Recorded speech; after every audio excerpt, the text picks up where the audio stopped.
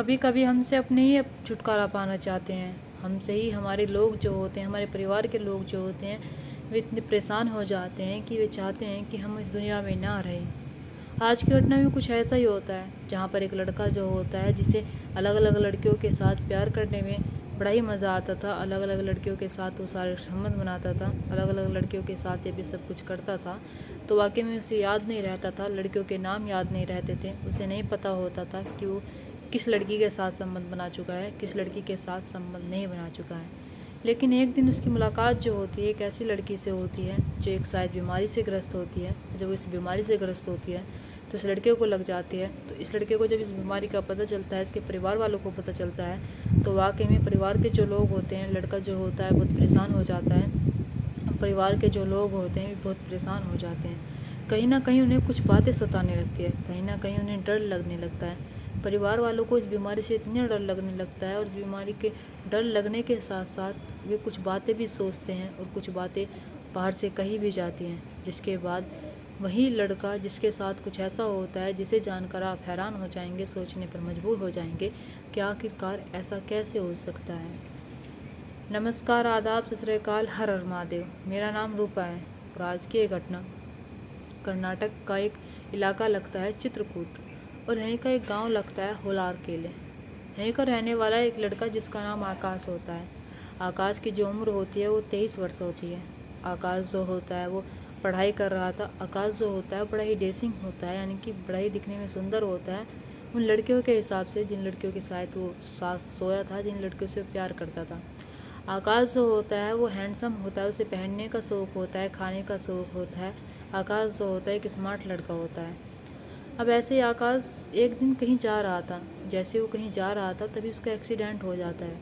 जब उसका एक्सीडेंट होता है तो परिवार के जो लोग होते हैं उसे हॉस्पिटल ले जाते हैं। जब उसे हॉस्पिटल ले जाते हैं, उसके पैर में फ्रैक्चर हो जाता है, वो सर्जरी के लिए जाता है, और जब सर्जरी के लिए ले जाते हैं तभी उसकी मौत हो जाती है। जब आकाश की मौत हो जाती है तो परिवार के जो लोग होते हैं बड़े परेशान हो जाते हैं, वे रोते हैं, बिलखते हैं। 27 जुलाई सन 2025 का ये वाक़या होता है। 27 जुलाई सन 2025 को आकाश जो होता है दुनिया को छोड़कर चला जाता है। आकाश को घर लाया जाता है, रात का समय होने वाला था। आनन फानन में उसका अंतिम संस्कार करने की तैयारी की जाती है। इधर गांव के जो लोग होते हैं उन्हें पता चलता है तो कहीं ना कहीं उन्हें भी उत्सुकता होती है कि हम देखने जाएं आकाश को।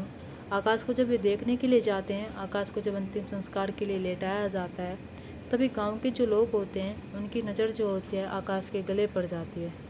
आकाश के गले को जब वे देखते हैं तो वाकई में उन्हें समझ नहीं आ रहा था कि परिवार के लोग कह रहे हैं कि इसे हॉस्पिटल ले जा रहे थे, लेकिन हॉस्पिटल ले जाते हुए इसका देहांत हो गया, इसका एक्सीडेंट हुआ था। और इसके जो गले पर निशान दिख रहा है, वो निशान जो होता है बहुत मोटा हो चुका था। ऐसा लग रहा था कि शायद आकाश को किसी ने गला घोट कर मारा है, आकाश के साथ गलत हुआ है।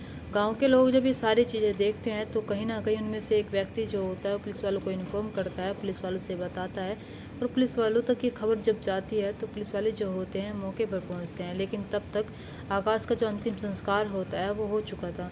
पुलिस वाले जो होते हैं वो आकाश के बारे में पूछताछ करते हैं। आकाश से के जो पिता होते हैं उनसे पूछते हैं कि तुम्हारे बेटे के साथ क्या हुआ था। आकाश के जो पिता होते हैं वे कहते हैं कि साहब, हमारा बेटा जो है उसका एक्सीडेंट हुआ था, यानी कि 24 जुलाई सन 2025 को। जब मेरे बेटे का एक्सीडेंट होता है हम इसे हॉस्पिटल ले जाते हैं, लेकिन जैसे हॉस्पिटल ले जाते हैं तो वहाँ के जो डॉक्टर होते हैं वे कहते हैं कि इसका पैर फ्रैक्चर हो चुका है, यानी कि उसकी ज़्यादा चोट लग चुकी थी, तो सर्जरी के लिए जाना था।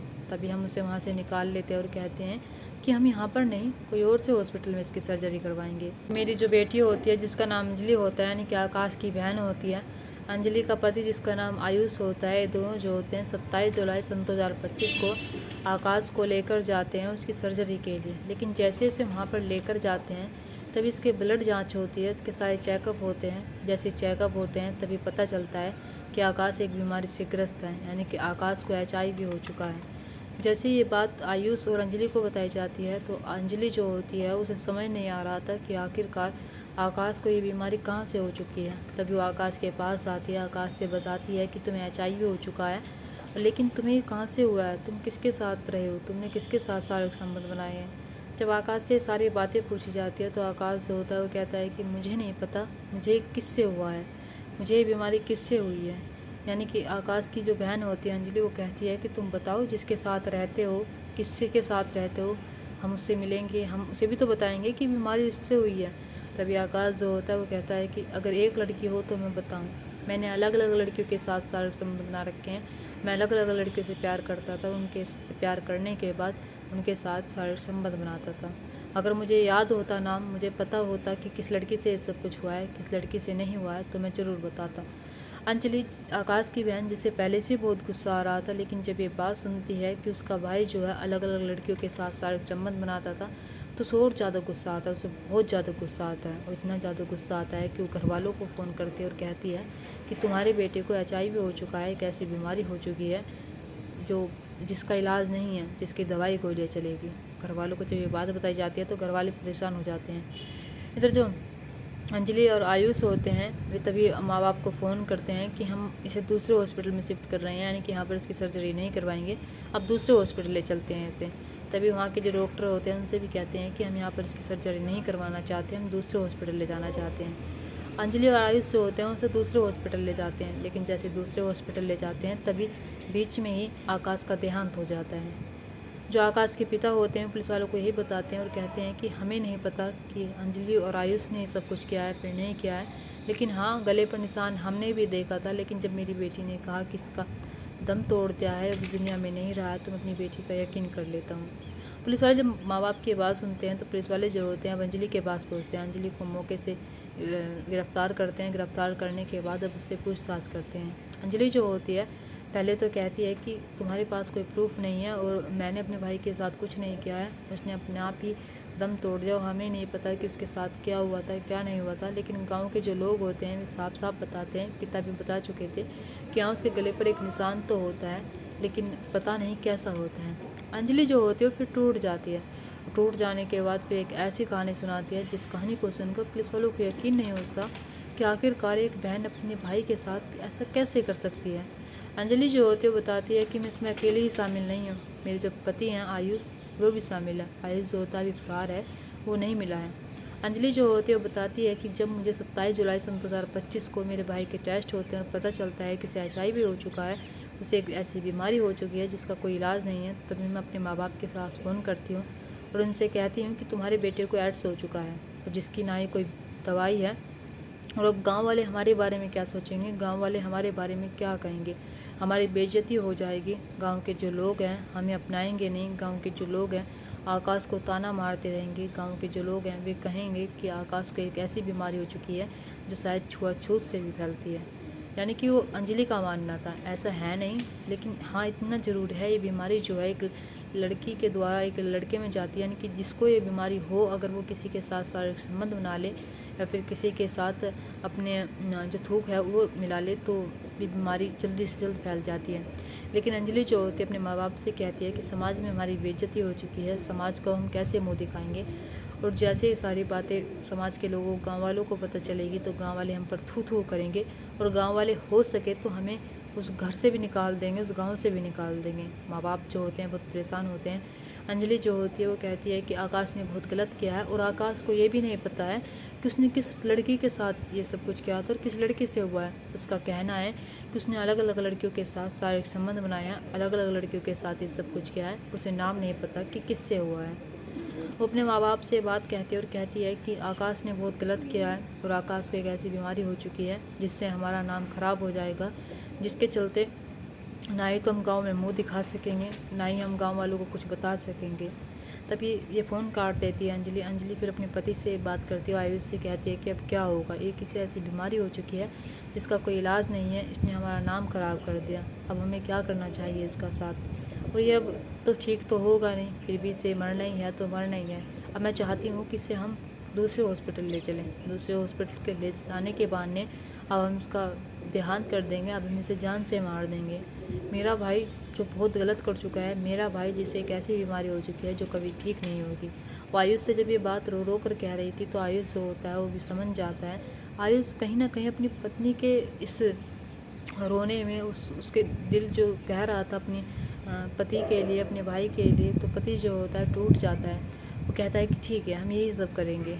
आकाश जो होता है वो कहता है कि बहन मेरी सर्जरी नहीं होगी तो अंजलि जो होती है वो कहती है कि नहीं, हम तुम्हें दूसरे हॉस्पिटल ले जाएंगे। आकाश जो होता है वो फिर एक बार फिर अपनी बहन से कहता है कि बहन मैं बस तो जाऊँगा, मुझे HIV हो चुका है, क्या मैं कितने साल जीऊँगा। तो बहन जो होती है वो आकाश से सीधे मुँह बात नहीं करती। बहन को गुस्सा आ रहा था अंदर ही अंदर। वो सिर्फ सोच रही थी कि गांव वालों से अब मैं क्या कहूँगी जाकर। परिवार के लोगों को पास गांव वाले बैठेंगे भी नहीं, परिवार के लोगों को वे दूर कर देंगे अगर मैं इसे घर लेकर गई। तभी जो आयुष होते हैं और अंजलि होते हैं, दोनों जो होते हैं उसके गले में फंदा लगाते हैं। चुन्नी डालकर फंदा लगाने के बाद वे जो आकाश का मुंह दबाकर उसका गला घोंट कर उसकी जान ले लेते हैं। फिर ड्राइवर से कहते हैं एम्बुलेंस के कि आकाश तो मर चुका है, आकाश इस दुनिया में नहीं रहा है, तुम हमें हमारे घर ले चलो। ड्राइवर जो होता है एम्बुलेंस का शायद वो इस बात को नहीं समझ पाता है कि आकाश तो अभी सही सलामत था, लेकिन इसके साथ ऐसा कैसे हो गया। तो अभी जैसे अंजलि सारी बात सुनाती है तो पुलिस वालों को यकीन नहीं हो रहा है कि बहन और बहनों ही अपने साले और भाई के साथ ऐसा कैसे कर सकते हैं। इधर अंजलि को गिरफ्तार कर लिया गया है, लेकिन जो आयुष है वो भी फरार है। लेकिन परिवार के जो लोग हैं वे कह रहे हैं कि हमें नहीं पता है कि अंजलि और आयुष ऐसा करने वाले थे। अंजलि ने भी अपने बयान में कुछ ऐसा नहीं कहा है कि उसके परिवार के लोग भी उसमें शामिल थे। उसने सिर्फ अपना नाम लिया और आयुष का नाम लिया।